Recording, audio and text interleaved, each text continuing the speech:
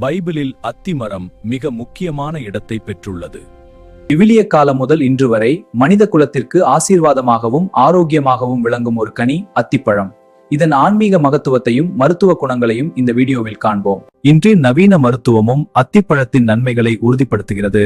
அத்திப்பழத்தில் நார்ச்சத்து மிக அதிகம். இது குடல் இயக்கத்தை சீராக்கி மலச்சிக்கலை தீர்க்க உதவும். உலர்ந்த அத்திப்பழத்தை இரவில் நீரில் ஊற வைத்து காலையில் சாப்பிடுவது நல்ல பலன் தரும். இதில் உள்ள கால்சியம் எலும்புகளுக்கு பலம் சேர்க்கிறது. பொட்டாசியம் சத்து இரத்த அழுத்தத்தை கட்டுப்படுத்துகிறது. ஏசாயா 38:21 ராஜா எசேக்கியா நோயுற்றிருந்தார். இது அத்திப்பழத்தின் சக்தி வாய்ந்த மருத்துவ குணங்களை நிரூபிக்கிறது. கனி தராத மரம் வெட்டப்பட்டு அக்கினியில் போடப்படும் என்று வருதே. நம்முடைய வாழ்க்கையும் நற்கிரியைகள் என்னும் கனிகளால் நிறைந்திருக்க வேண்டும் என்று தேவன் எதிர்பார்க்கிறார்.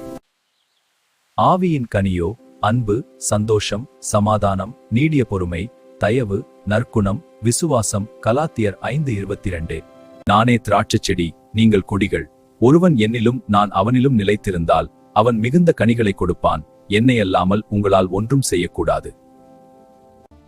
எசேக்கியா ராஜா அத்திப்பழத்தை பயன்படுத்தி சரீர சுகம் பெற்றது போல நீங்களும் இயற்கை இந்த அருட்கொடையை உண்டு ஆரோக்கியமா அதே வேளையில் கனி தருகிற அத்தி மரமாய் செழித்திருக்கட்டும்.